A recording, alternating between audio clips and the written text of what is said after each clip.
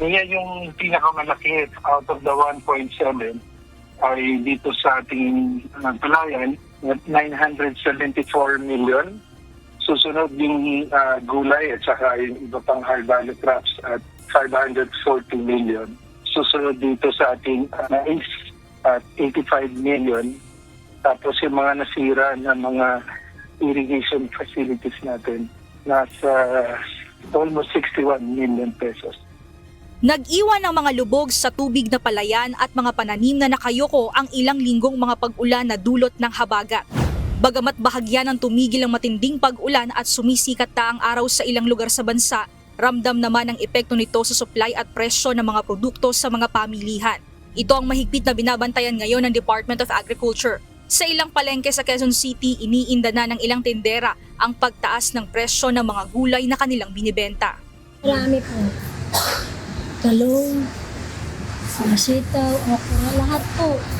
Ang palaya lahat. Repolyo lang hindi, tsaka kamatis. Dati kasi 100 ang punan, naging 150. 100 dati, bago pa lang uulan, 100 na punan. So ang benta namin 120. Ngayon 150. Masiraan ka lang ng 4, wala na. Base sa pinakahuling ulat ng Department of Agriculture, umabot na sa 1.73 billion pesos ang damage at losses sa agrikultura. Pinakamalaki sa mga naitalang pinsala ang nasa palayan na umaabot sa 974 million pesos. Sinundan nito ng gulay at iba pang high-value crops na nasa 540 million pesos. Umabot naman sa 85 million pesos ang naitalang pinsala sa palay habang halos 61 million pesos naman ang damage sa mga irrigation facilities. Bagamat malaki yung value of losses na naitala sa palay, kung titingnan natin yung volume loss, nasa 26,000 metric tons.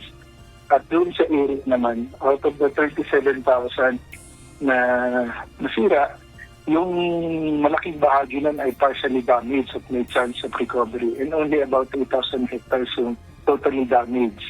So we are not seeing any potential impact sa country supply ng bigas. And eventually, doon sa presyuhan ng bigas, hindi ito makaka-apekto.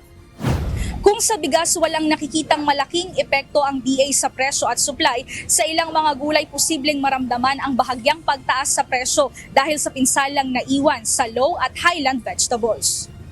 Kasi malaking volume ng nasira, lalo na dito sa Central Luzon at sa Southern Tagalog, na nagsisilbi ng tinatawag natin na lowland vegetable, yung pinakbet. So yun yung nasira. Ganon din naman doon sa highlands. Ang chapsoy natin na gulay, may mga damages din tayo. So we can expect slight increases sa presyo ng mga gulay natin.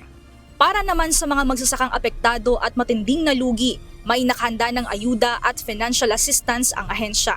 Mga preposition ng items sa mga libreng bini, pataba, na more than 200 million yung worth na nun, naka-preposition dun sa mga affected areas. Meron din tayo, of course, dun sa indemnification natin sa crop insurance. Habang patuloy ang validation sa mga damage report, posible pa ring tumaas ang halaga ng pinsala na dulot ng nagdaang habagat. Nia Alonso, UNTV News and Rescue. Diyos ang aming sandigan, serbisyo publiko ang aming pinahahalagahan.